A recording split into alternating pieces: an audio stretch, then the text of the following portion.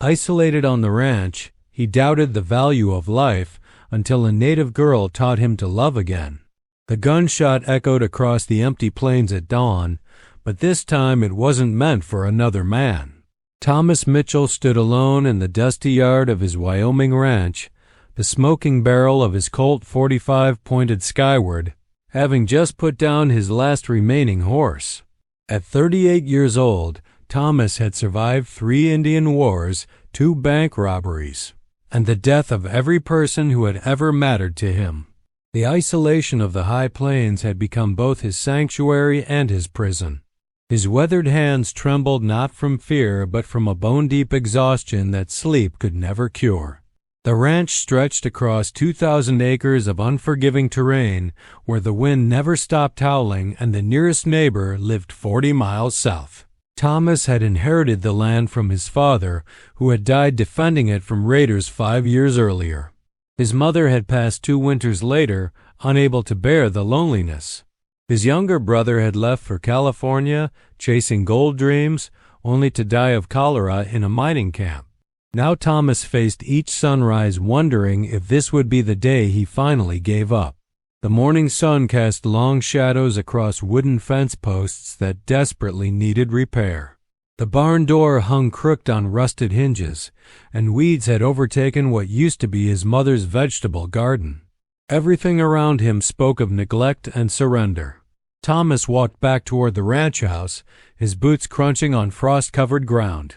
The structure stood 2 stories tall, built from logs his grandfather had cut from the mountains 20 miles north. Once it had housed a family of 7. Now it sheltered only ghosts and regret.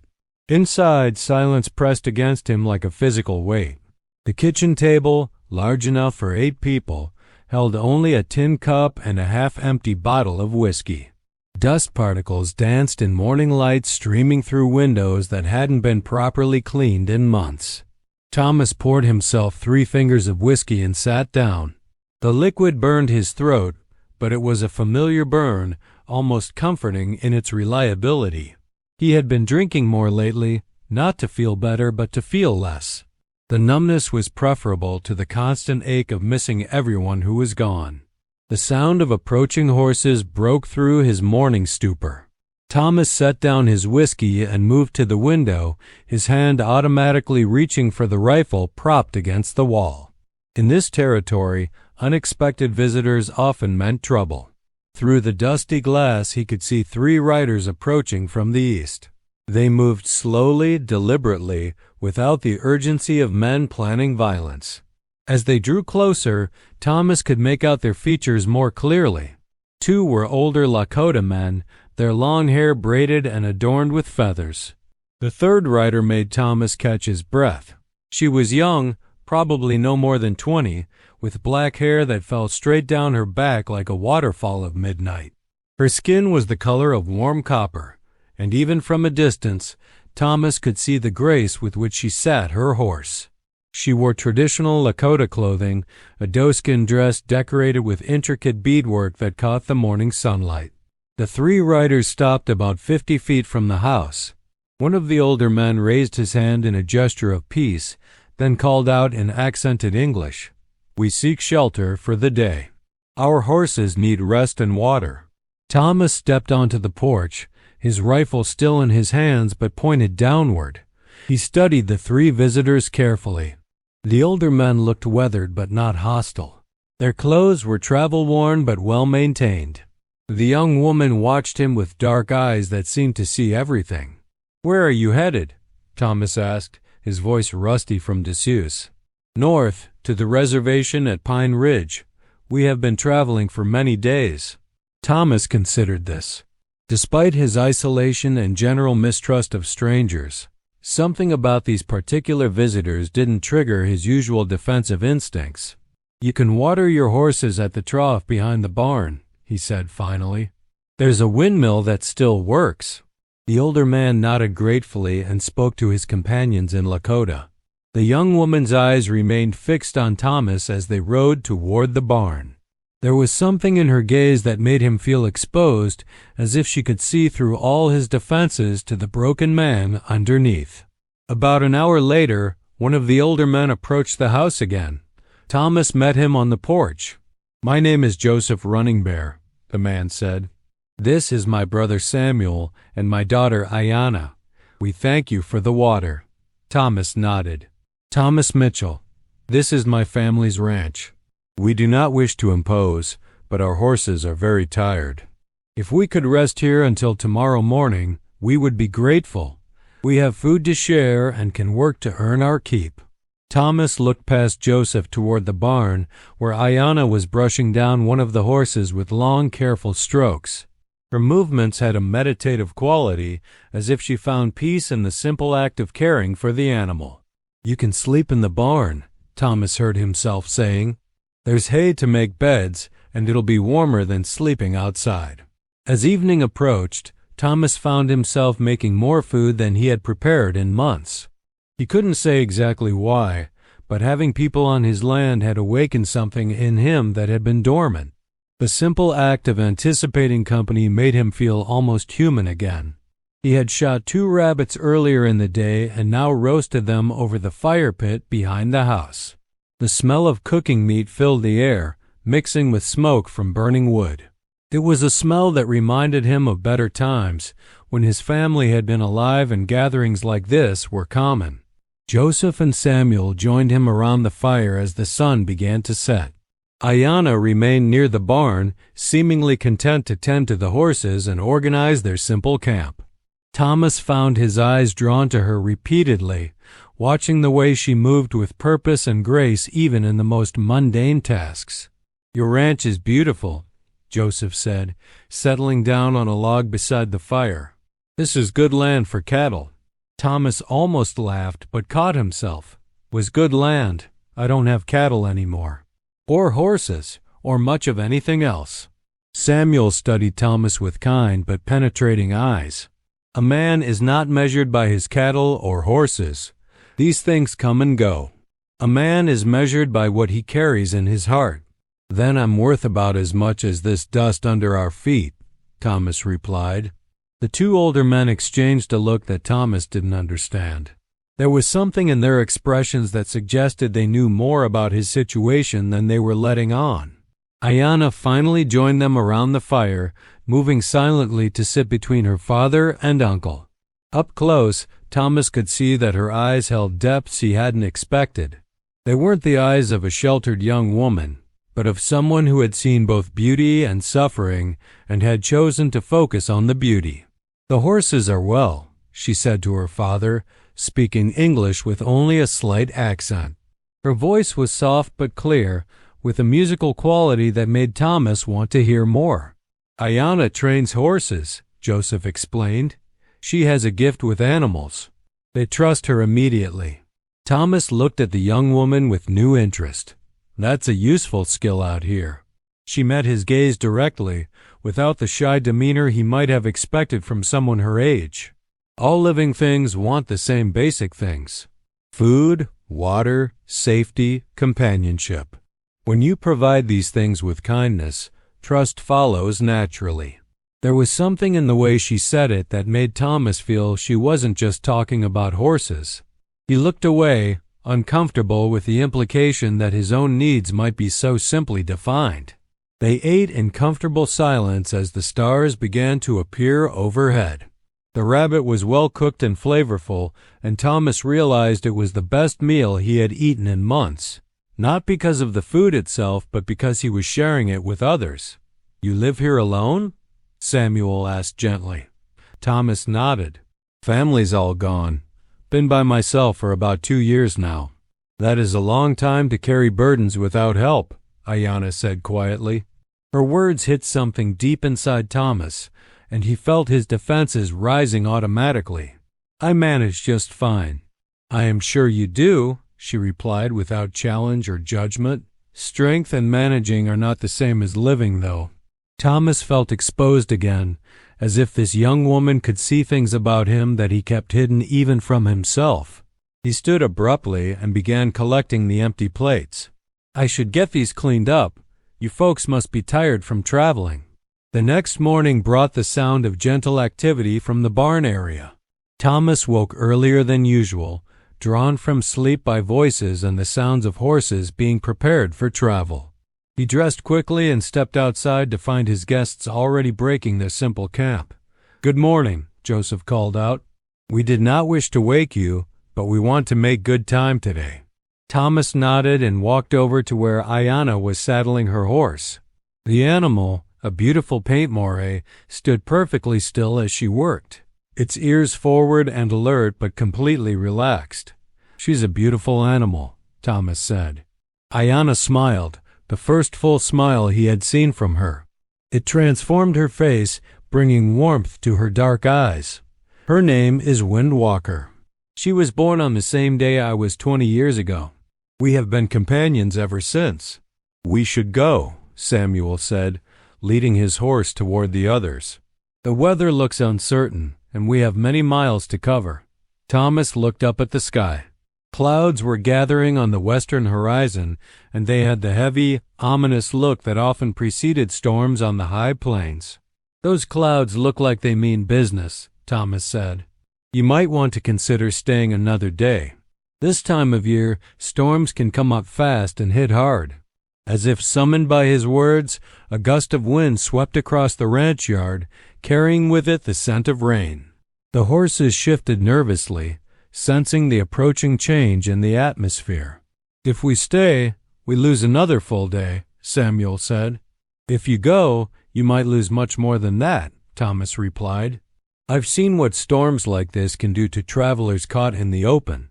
The decision was made for them when the first drops of rain began to fall. Within minutes, the drops became a steady drizzle, and the wind picked up significantly. "You can stay in the house," Thomas heard himself offering. "It'll be more comfortable than the barn." As they moved their belongings into the ranch house, the storm intensified rapidly. Rain began falling in sheets, driven by winds that howled around the buildings. Thunder rumbled continuously overhead, and lightning illuminated the darkening sky. Inside the house, the atmosphere was completely different from the previous evening. The presence of 3 additional people transformed the space, filling it with voices and movement and life.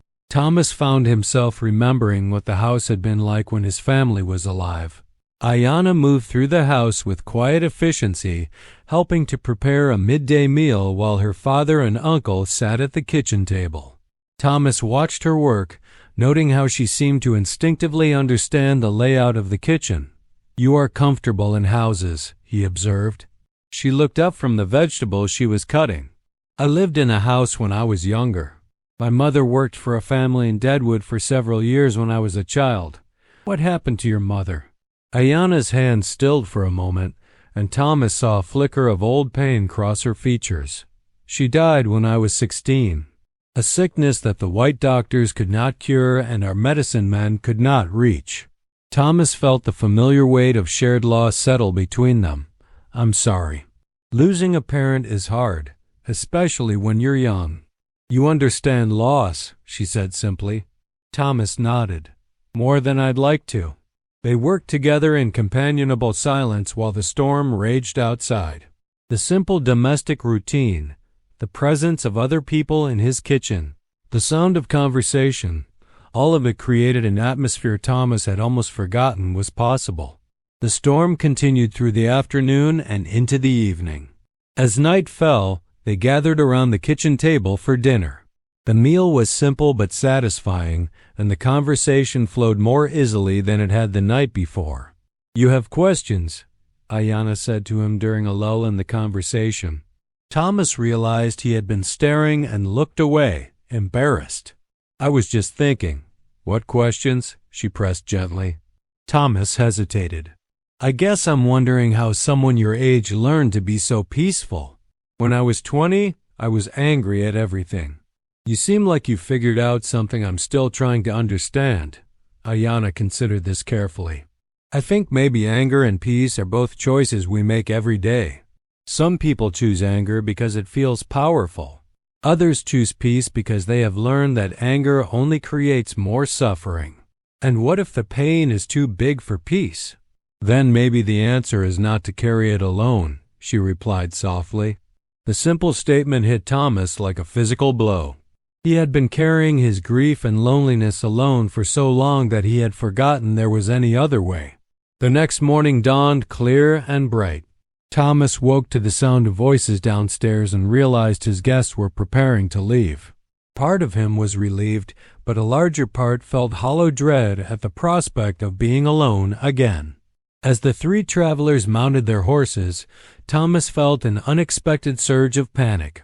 These people had brought life back into his house, had reminded him what it felt like to be part of something larger than his own grief. "Wait," he called out, surprising himself. The three riders turned to look at him. Ayana's dark eyes were particularly intent. "If you ever come back this way, you're welcome here. All of you." Joseph smiled warmly. "That is a generous offer." But it was Ayana's response that mattered most to Thomas. She looked at him for a long moment, her expression thoughtful and knowing. "Some journeys end where they began," she said quietly. "But the person who arrives is not the same as the person who left." With that, she turned Windwalker toward the north. Within minutes, Thomas was watching three small figures disappearing into the vast landscape. Over the following weeks, Thomas found himself thinking about his visitors constantly. More importantly, he began to notice changes in himself. Instead of drinking whiskey every morning, he found himself walking outside to check on repairs that needed to be made. The fence posts still leaned at dangerous angles, but now Thomas actually cared about fixing them. He began talking aloud to himself as he worked, not in the rambling way of someone losing his sanity, but purposefully. He found himself saying things like, "If I'm going to fix this corral, I'll need to ride to town for supplies." The implications were profound. For 2 years, Thomas had been living day to day, making no plans beyond immediate survival. Now he was thinking about improvements that would take weeks to complete. Spring moved toward summer, and Thomas threw himself into ranch work with energy he hadn't felt in years.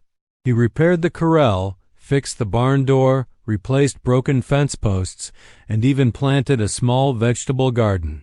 The physical labor felt good, but more than that, it felt purposeful. One evening in late June, as Thomas sat on his porch watching the sunset, he heard the sound of approaching horses. His heart began to pound as he recognized 3 familiar figures silhouetted against the dying light.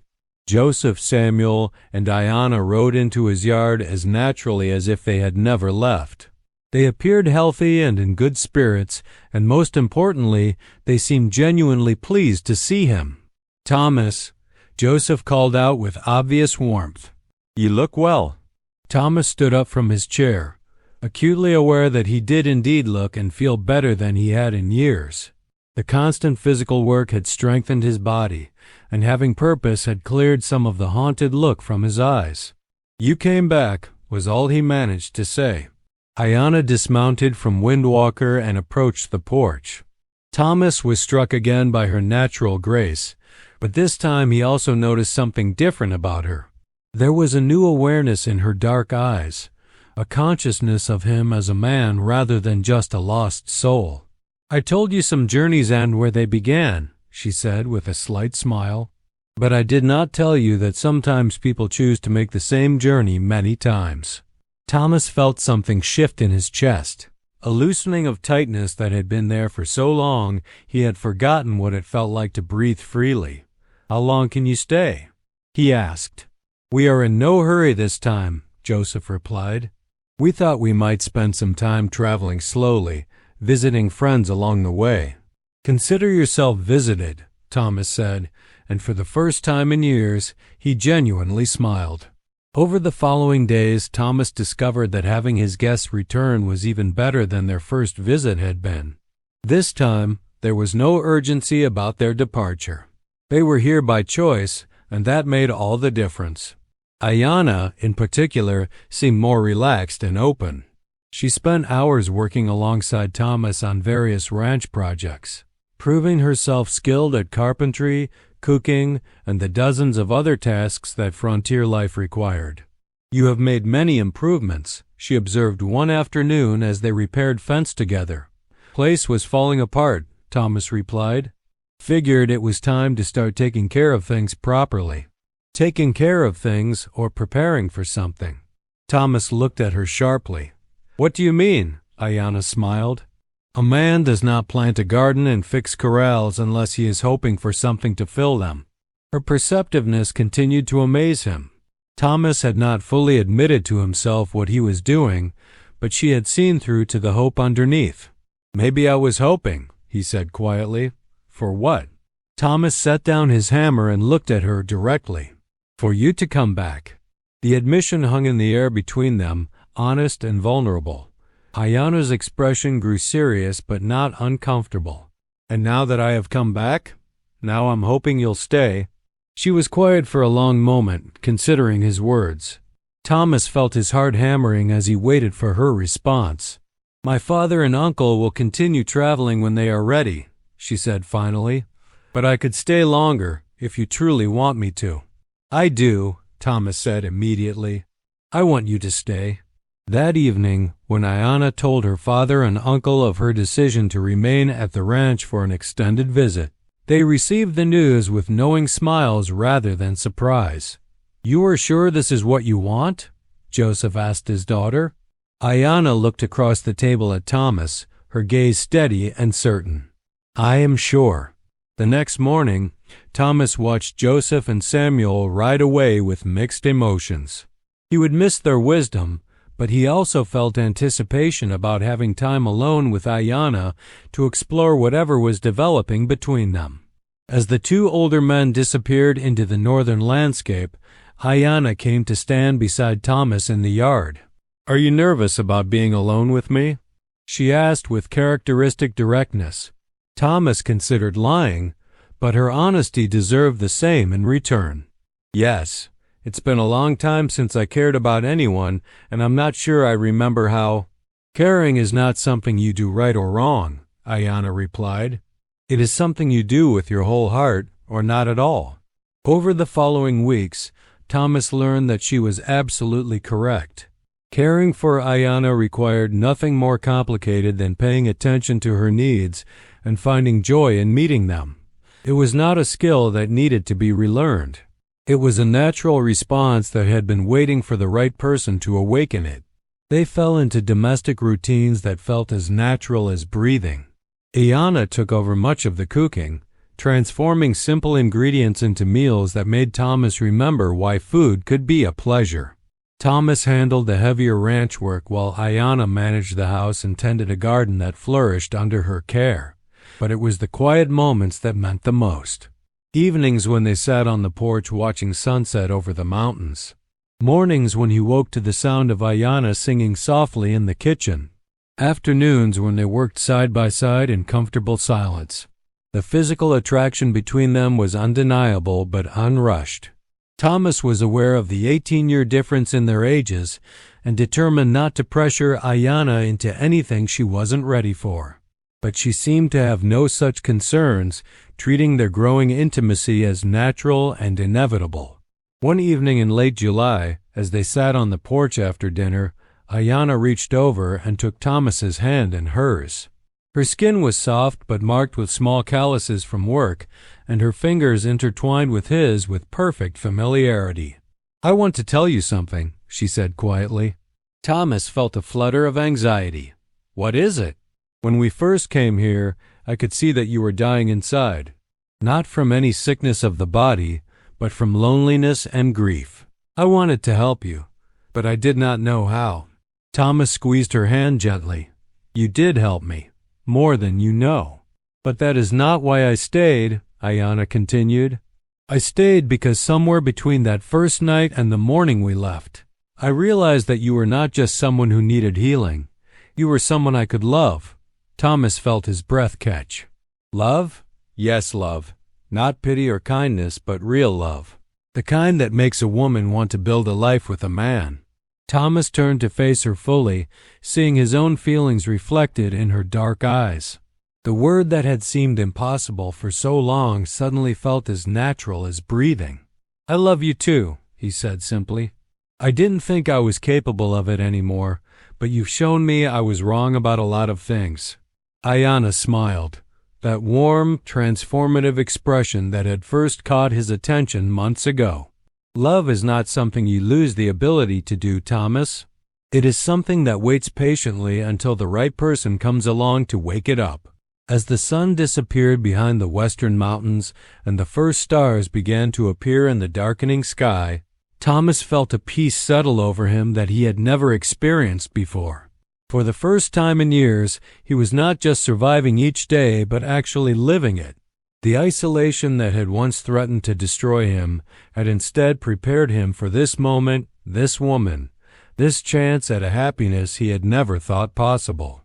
Tomorrow would bring new challenges, new opportunities to build something together, new reasons to believe that life was worth living. But tonight, sitting on the porch of his family's ranch with Ayanna's hand in his and love filling the empty spaces in his heart, Thomas Mitchell was exactly where he belonged.